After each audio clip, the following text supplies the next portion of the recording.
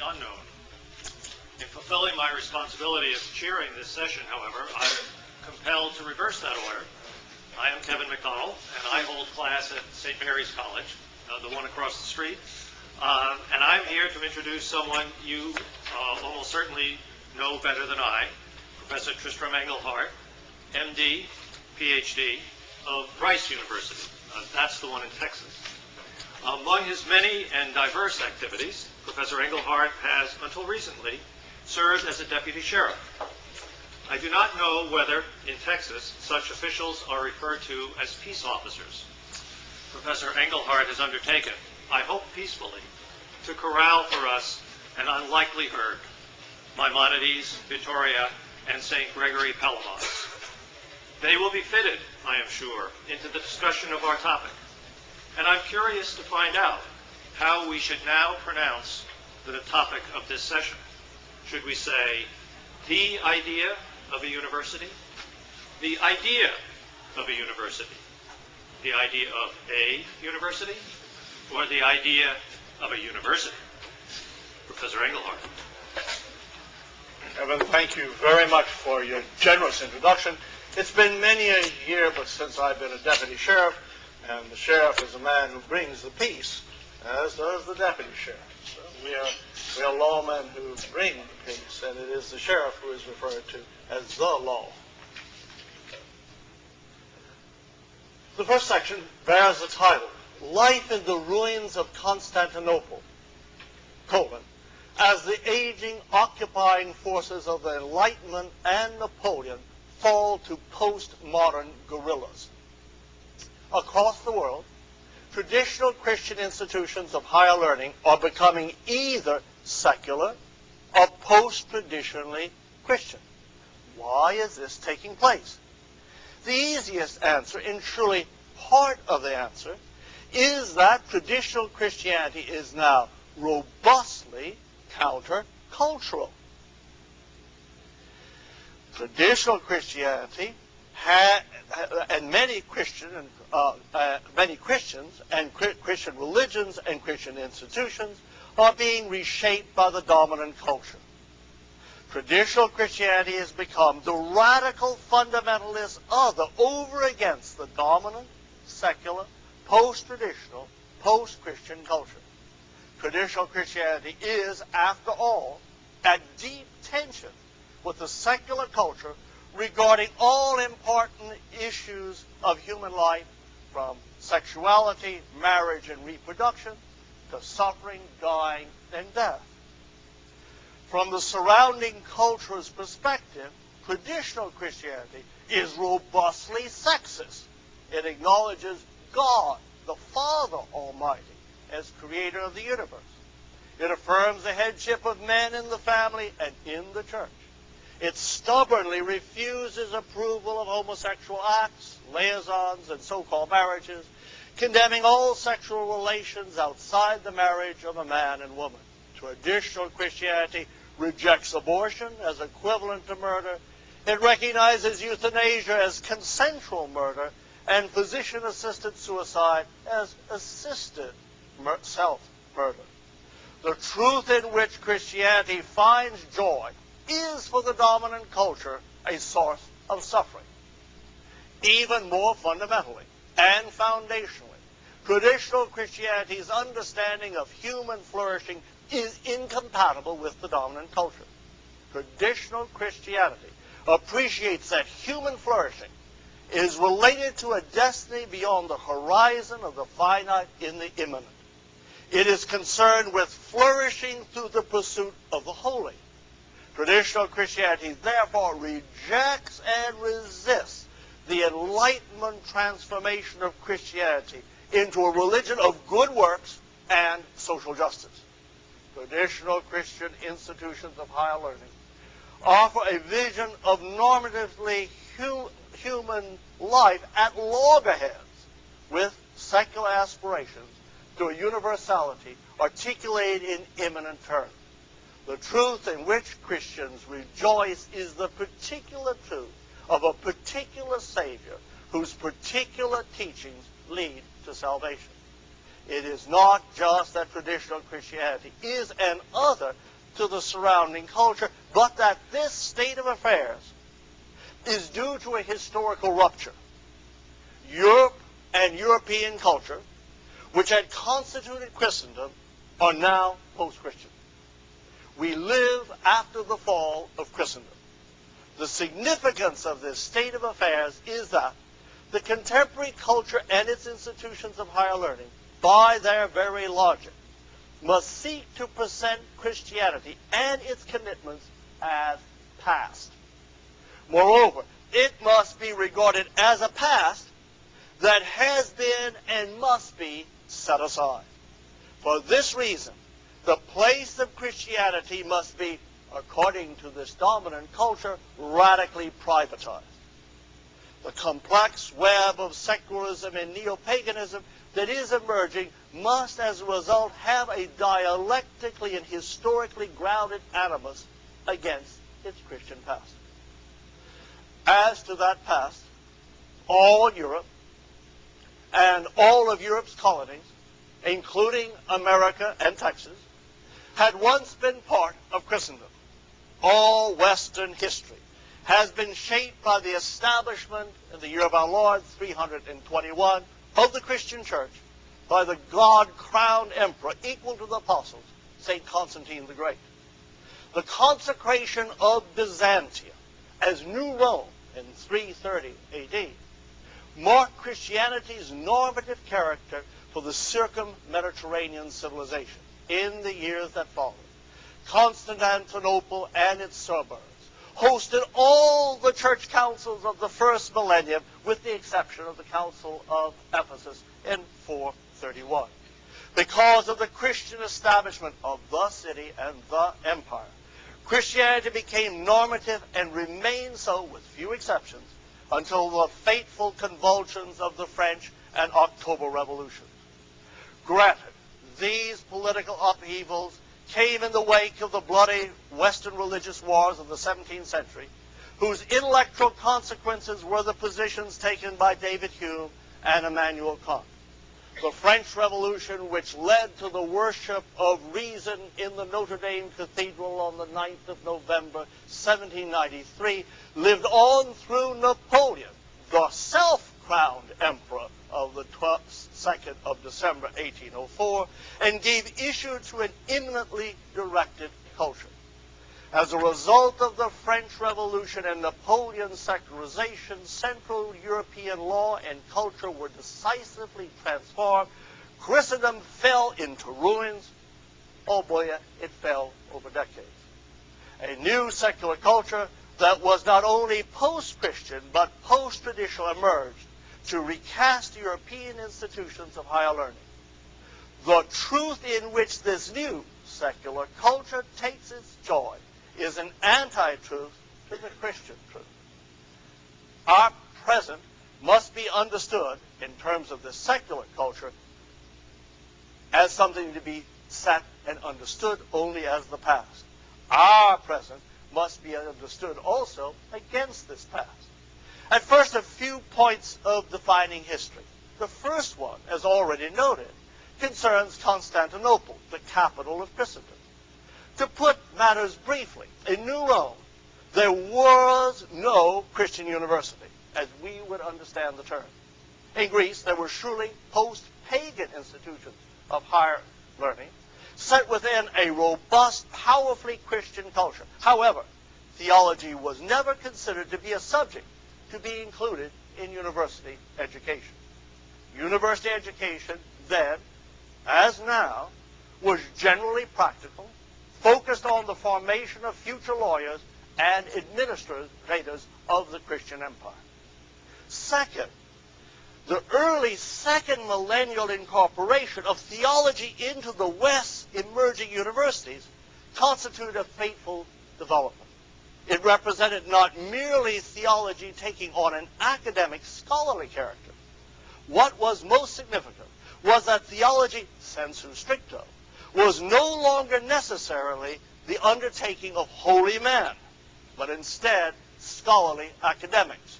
We would hope that one could still perhaps be a scholarly academic and become a holy man. but as anyone who's lived in the academy knows, that is difficult. Third, once holiness was no longer understood as transformation by God's uncreated energy, saintliness became associated with doing good things, with goodness, niceness, and just actions.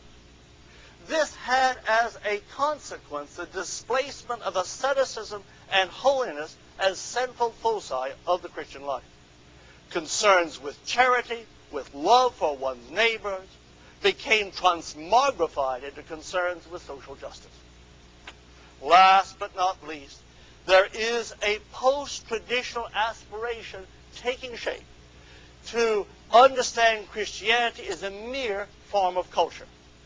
Post-Christian, post-modernist, with nostalgia for the power and beauty of Christian images, could then have a Christian equivalent to a radically liberal or reformed Judaism. This cultural development, now taking shape, represented by such contemporary thinkers as Gianni Vattimo and Santiago Zabala, could aspire not only to transforming the secular culture, but transforming Christianity itself along with its institutions of higher learning. Vattimo, who characterizes himself as a Christian, puts it thus: thanks to God, I'm an atheist. And I've become an atheist thanks to Jesus' existence. What Vattimo means is that the incarnation of Christ is to be regarded as the entrance of the ultimate into history. The result of this radical postmodern interpretation is that the ultimate becomes the historical, so that all fact becomes interpretation. What is envisaged is a Christianity evacuated of the necessity of acknowledging God, much less the Trinity, and surely not Christ as the incarnate Son of God. Santiago Zabala of the Pontifical Lateran University of Rome puts it this way in an recent essay of his entitled "A Religion Without Theists or Atheists." The truth of Christianity is the disillusion of the metaphysical concept of truth itself. Christianity without God represents a faith free from the objectivist metaphysics that believed in its own ability to demonstrate on the basis of sound natural reason the existence of a supreme being. In the shadow of this state of affairs, so I will argue, one will need to return to the light of the ancient church to understand how to recapture the authenticity of Christian education. In the process, I will presume as a given, which I do not have enough time here to establish by argument, that the ancient church lived in asceticism and in the experience of theology. We know from the Didache that the early church, as does traditional Christianity even to this day, fasted on Wednesdays and Fridays. We know as well that it did not think of theologians as primarily scholars and academicians, but those who in prayer were united to God. As Evagrius of Pontus, who reposed in 399, states, if you are a theologian, you pray truly. And if you pray truly, you are a theologian. It is for this reason that the University of Constantinople had no faculty of theology. It saw itself well enough protected and directed by the availability of true theologians in the monasteries of the city. Moreover, it realized that theology was not merely an academic discipline. It is here that we find a way to recapture the integrity of Christian institutions of higher learning. The conclusion to which my reflections will lead, that's in case you go to sleep during my boring presentation, the conclusion to which my reflections will lead is that to recapture and preserve traditional Christian institutions of higher learning as traditionally Christian, we will need to return to the spirit of St. John the Baptist, the forerunner of Christian monasticism. We will need to associate Christian institutions of higher learning with monastic communities that can point the way to the roots of true theology and the authentic character of the Christian life.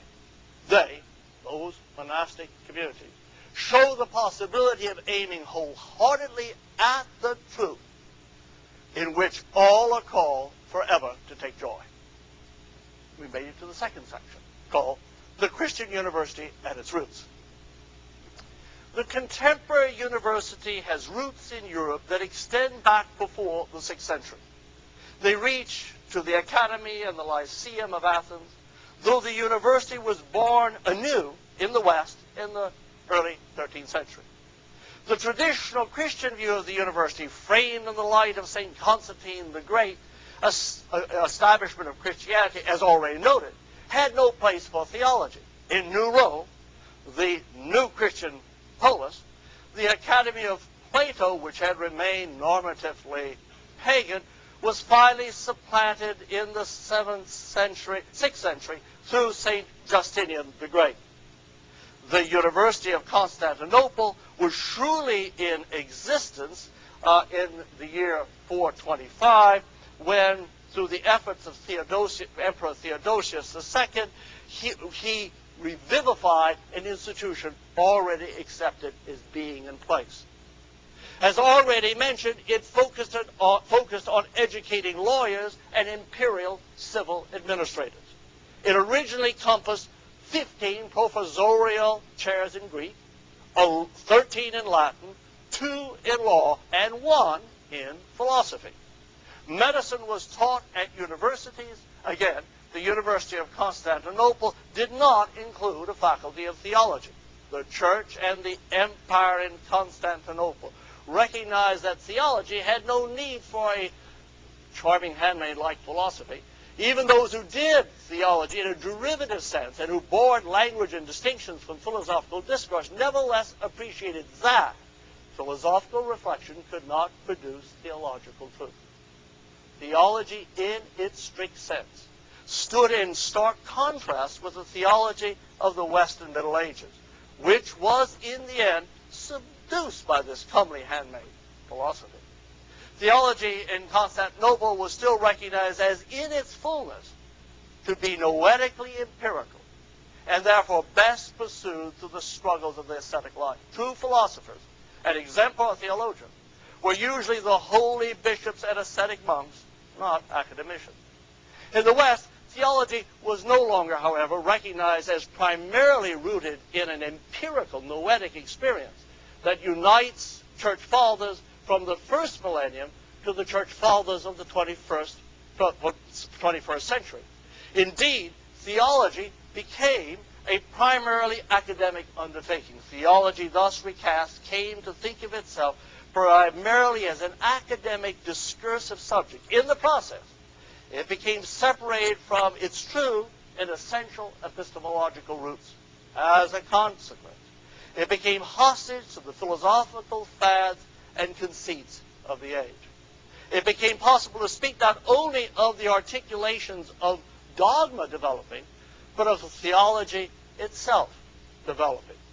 One came even to speak of particular theologies nurtured at particular universities. By the beginning of the 21st century, one could even ask after a person's individual, personal theology. Theology had become postmodern. The university took various journeys through history from Constantinople to our 21st century university. Many schools of higher learning which had focused primarily on preparation for membership in a learned profession were recast in terms of a broader vision of higher education. In 8th century Salerno, a medical school came into being which in various ways inspired subsequent Western schools of medicine within the universities of the West that took place in the 13th century and later. In the 11th century, a commitment to legal studies in Bologna undergirded an eventual development of its university. This history contrasted with the history of the University of New Rome, Constantinople. In the first millennium and afterwards in Constantinople, the humanities provide a disciplined approach to understanding the structure of the cultural foundations of the cultural circum-Mediterranean civilization. The humanities were valued. However, they were not considered to offer or be able to offer an ultimate truth, or the truth in which the central joy of one's life should be found. Study of the humanities instead provided refinement and intellectual discipline. However, the humanities in general, and philosophy in particular, were not considered avenues to a truth that could ever be more than one-sided and incomplete, especially outside of a framing commitment to the traditional Christian ascetic life. The humanities were surely not understood as offering a truth in which one could take enduring joy.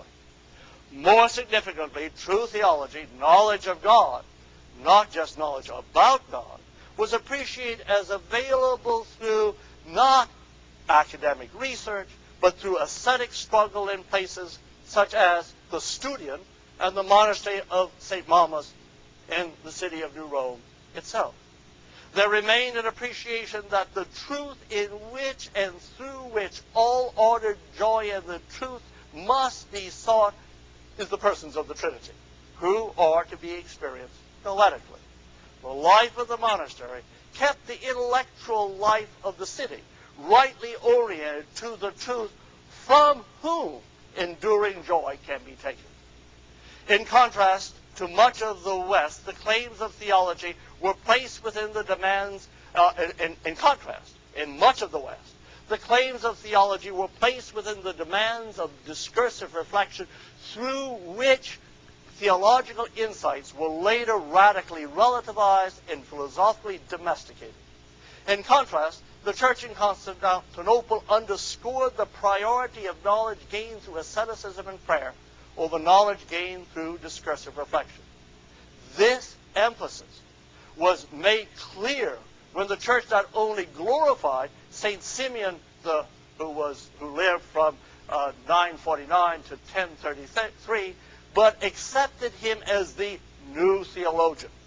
The church has thus honored him with St. John the Evangelist and St. Gregory Nazianzen as the only three saints ever dignified with the cognomen theologian. In so doing, the church indicated that the anchor of its knowledge lies outside the horizon of the immanent and the finite, outside the horizon of the academy. It is out of recognition of the transcendent personal truth in whom all should take joy that the ninth great council of the church, the fifth held in Constantinople in 1341, 1347, 1351, affirmed St. Gregory Palamas against attempts to assert a discursive, philosophically informed theological vision that sought to transform the ascetic roots of Christian theology. The council, though it resisted a philosophical transformation of theology, recognized that one may pursue philosophy as a means of personal cultivation, and I would presume of getting a paycheck, as I do from Rice. At its core, theology remained noetically empirical. It is not through philosophical theology that one can come to know true knowledge.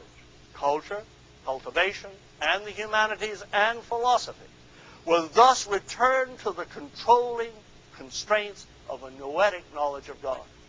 In stark contrast, the West integrated theology fully within the universities it began to fashion in the 13th century. Theology joined to philosophy, law, and medicine as one of the four classical university faculties, provided a discursively oriented ultimate point of reference.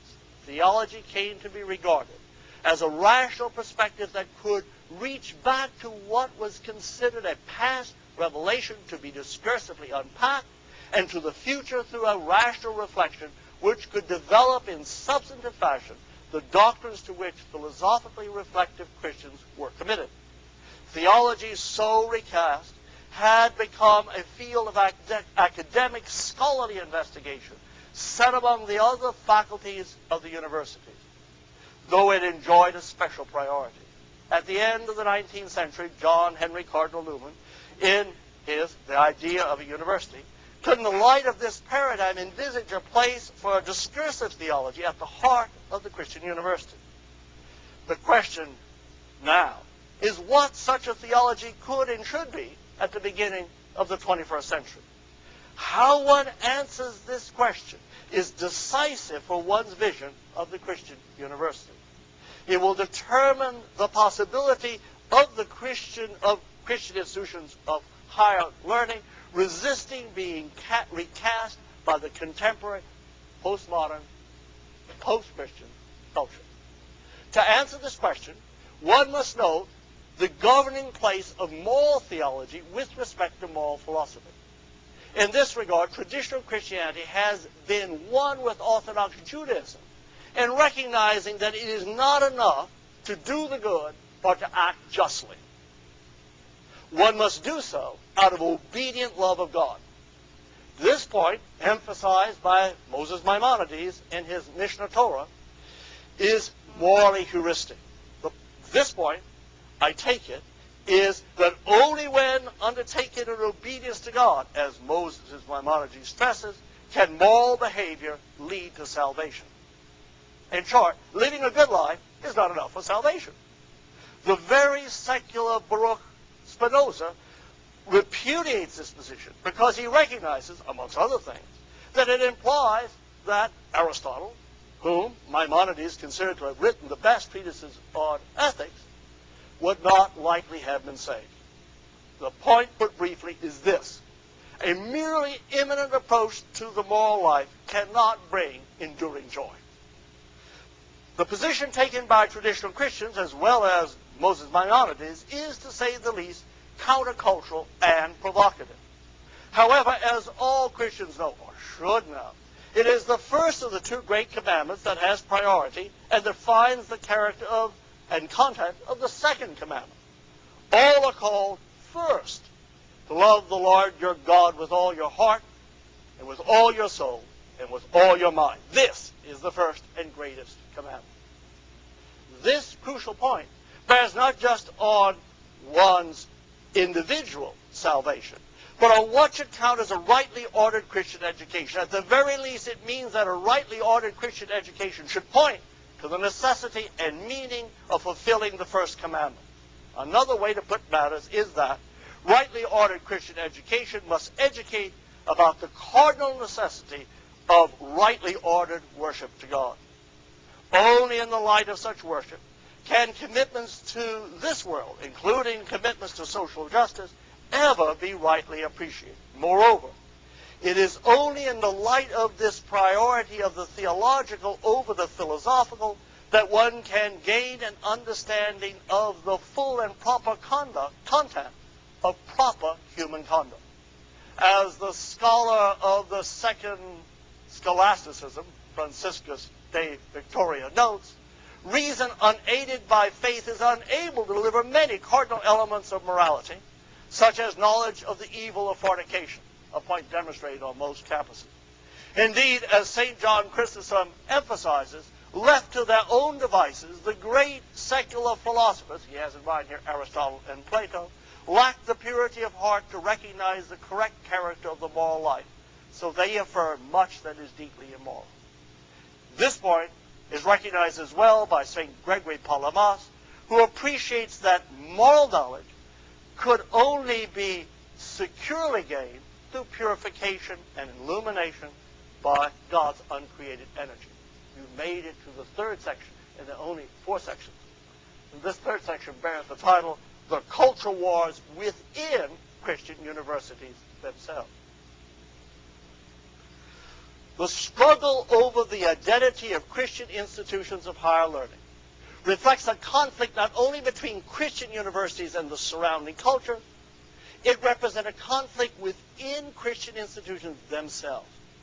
It is a conflict between two different appreciations of the truth in which one should take joy.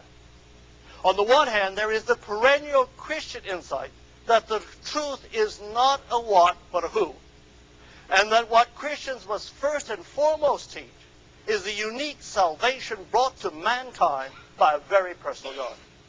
As St. Paul puts it in his first letter to the Corinthians, where is the sage? Where is the scholar? Where is the philosophy of this age? Has not God made foolish the wisdom of the world? But we preach Christ crucified, Christ the power of God and the wisdom of God. St. Paul is clear that it is Christians who know, and Christians who alone adequately know, the ultimate truth of the universe, through whom all other truth and wisdom must be understood. In particular, the history of the cosmos and indeed of mankind must be located in terms of the creation, the incarnation, Christ's redemptive death on the cross, and his final and glorious coming on the last day.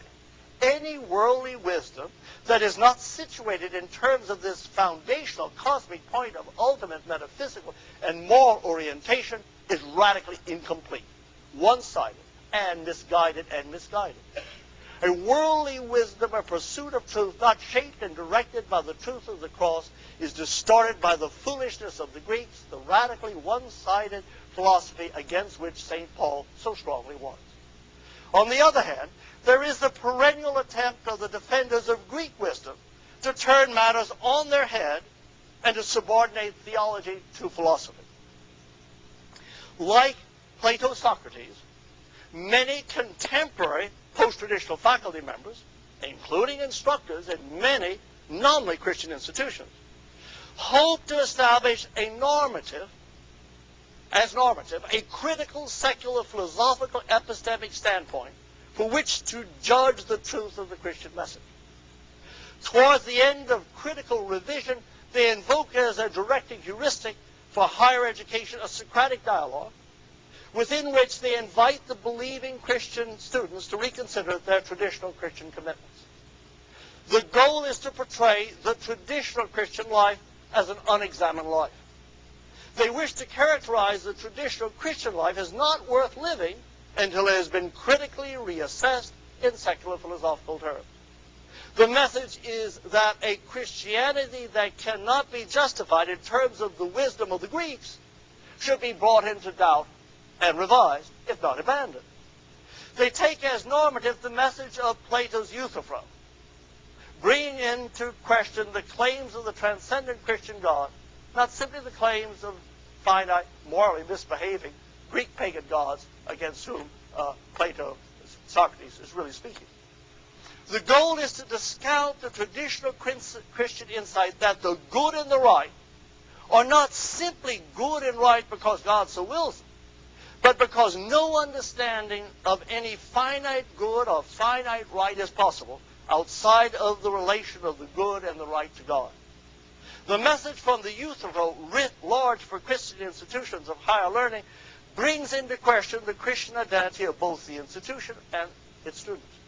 It requires that excellence in the pursuit of the wisdom of the Greeks have priority over the wisdom of Christians. In the process, Christians are invited to forget that the holy wisdom of God, after which the great church in Constantinople is named, is Christ, Christ himself. In this context, traditional Christian institutions are seduced into seeking the best and brightest faculty and students, even if they are not traditional Christians, thus jeopardizing the institution's Christian character. In the process, traditional Christianity is lost. Christian identity is lost. To appreciate what is at stake, one must note that the contemporary Socratic dialogue reshaping higher education is set within a post-traditional, postmodern culture that brings into question all universal narratives. The wisdom of the Greeks, which was in the Hellenic age, framed within a polytheism of plural and incompatible moral narratives, has again explicitly fragmented into its natural diversity. This state of affairs is grounded in the circumstance that first principles and basic rules of moral and metaphysical insight or evidence cannot be established by sound rational argument.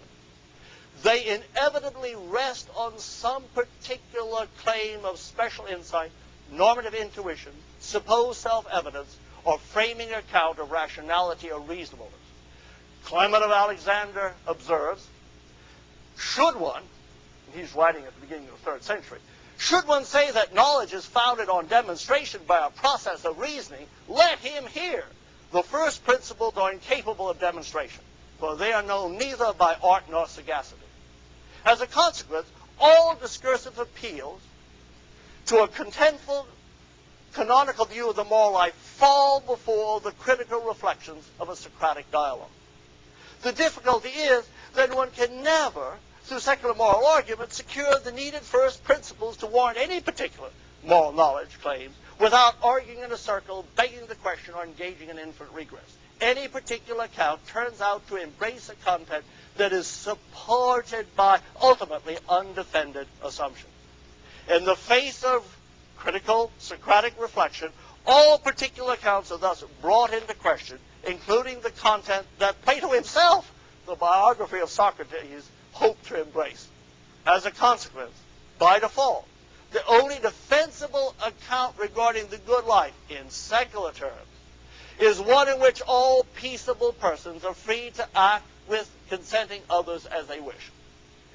The result is the contemporary cacophony of numerous accounts of human flourishing, all set within a background perspective that portrays human and cosmic history as coming from nowhere, going nowhere, and for no discernible ultimate purpose.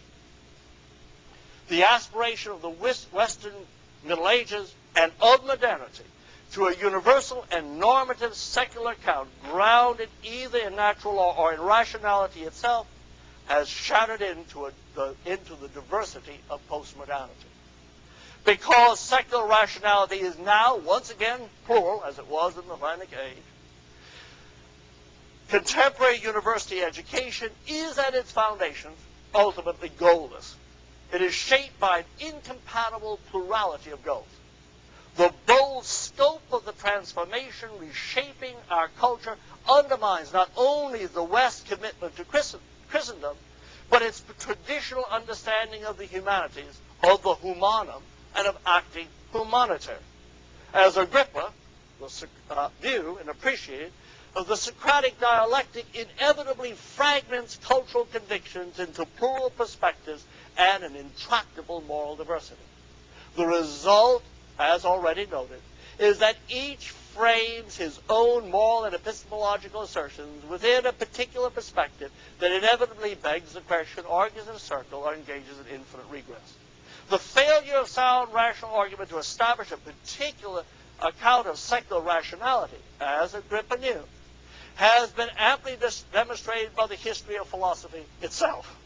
The contemporary university is, as a result, beset by a babel of accounts of its own purposes, not because of some unhappy cultural misadventure, but because of the very logic of its sustaining culture. In the process, the contemporary understanding of higher education threatens to further relativize the Christian identity of Christian institutions of higher learning, and in the process, obscure the vision of the truth in whom Christians know all should take joy.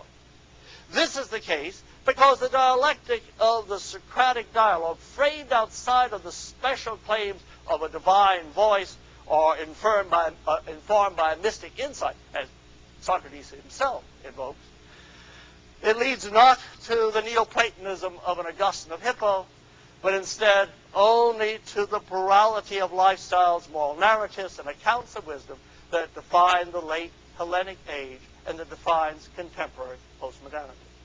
Traditional norms have been undermined while a cafeteria-like line of surrogate post-traditional accounts offers itself.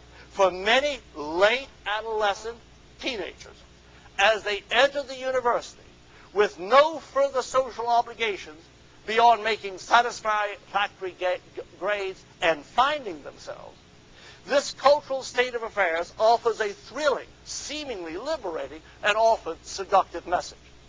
They can live like the affluent Athenian youth whom Socrates seduced through his critical dialogical method. They can feel the rebellious joy of bringing all received traditional commitments into question, since many, if not most, university students find themselves for the first time beyond the immediate and direct supervision of their parents. They are often ignorant of how responsibly to respond.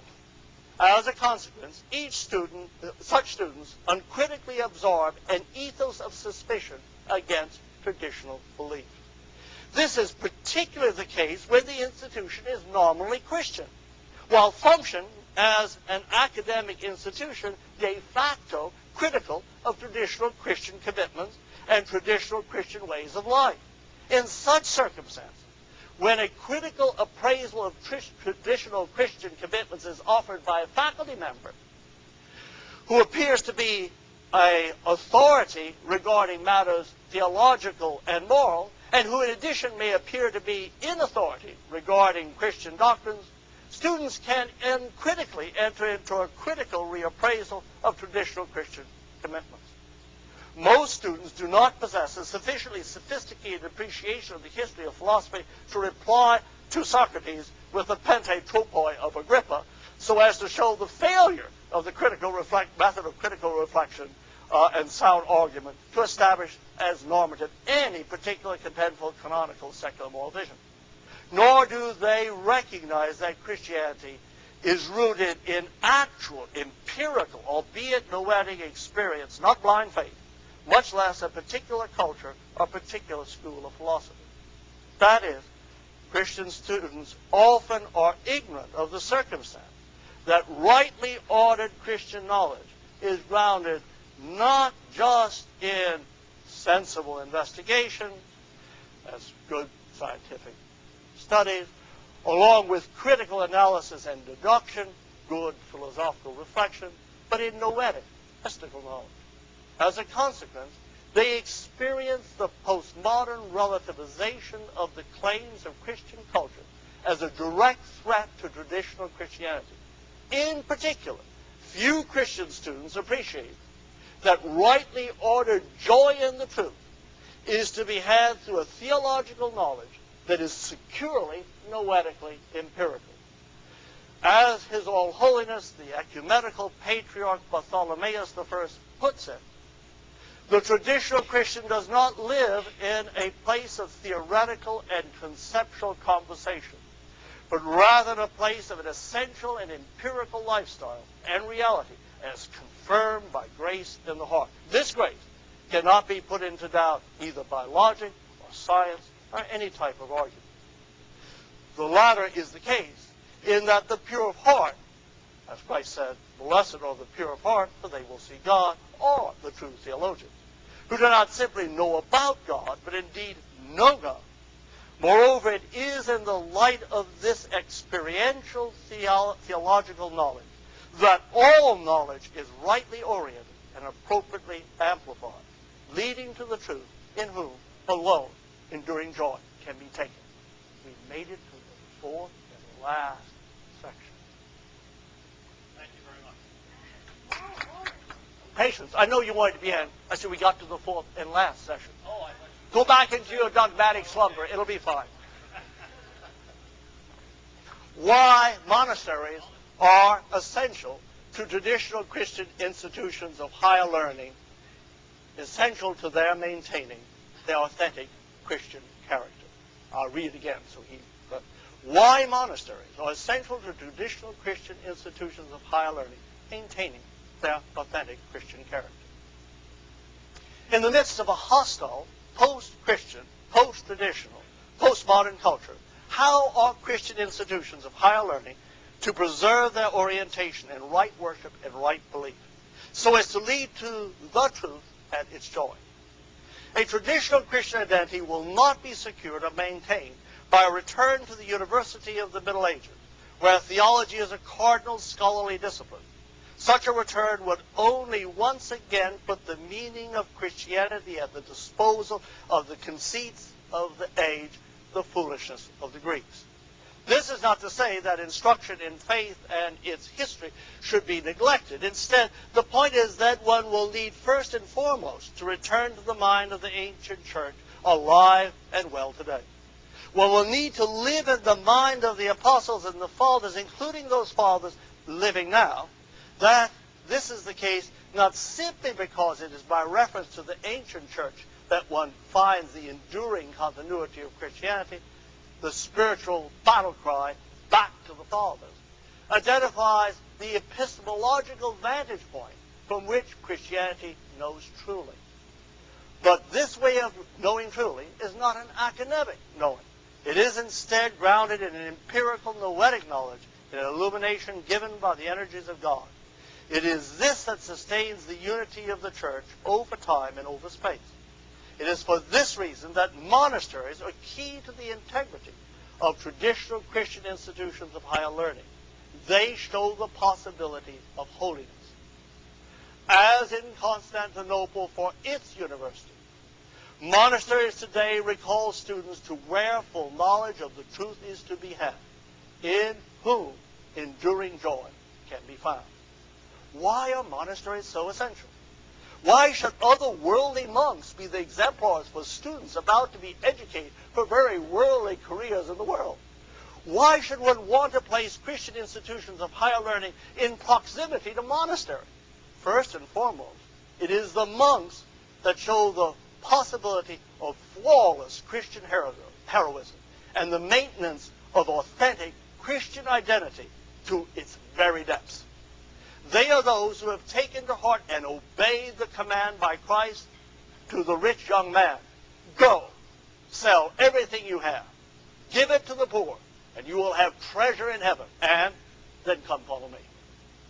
There are also those who have been confronted and affirmed the hard passage in Matthew's Gospel where Christ says, for some are eunuchs because they were born that way. Others were made that way by man. And others have renounced marriage because of the kingdom of heaven. The one who can accept this, let him accept it. Monks are those who have accepted it. Monks are those who give up their possessions and marriages to be like Mary, the sister of Martha, who busies herself not with the things of this world and social justice, but Christ alone. They take to heart Christ's rebuke to Martha. Martha, Martha, you're worried, upset about many things, but only one thing is needed. Mary has chosen what is better. It will not be taken away from her. Christ is pointing to the truth, which is himself, showing where enduring joy can be found. Monks, both male and female, remind us the possibility of radically turning to God. They are the ones who are the stalwart custodians of right worship. They understand the importance of St. Paul's warning regarding moral theology, namely that only right worship and right behavior will lead to rightly ordered knowledge of God and of the universe.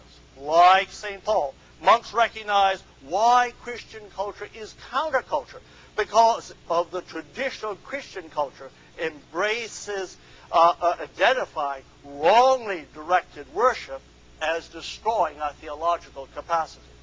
As in Hellenic times, so in the 21st century, such wrongly directed worship leads to claims of an anti-wisdom that perverts the lives of many. As St. Paul puts it in his first chapter of his letter to the Romans, although they claimed to be wise, they became fools and exchanged the glory of the immortal God for images made to look like mortal men and birds and animals and reptiles. Therefore, God gave them over to their sinful desires of their heart, to sexual impurity, of the degrading of their bodies with one another. They exchanged the truth of God for a lie and worship and served created things rather than the Creator, who is forever praised. Amen. Because of this, God gave them over to shameful lusts. Even their women exchanged natural relations for unnatural ones. In the same way, the men also abandoned natural relations with women and were inflamed with lust for one another.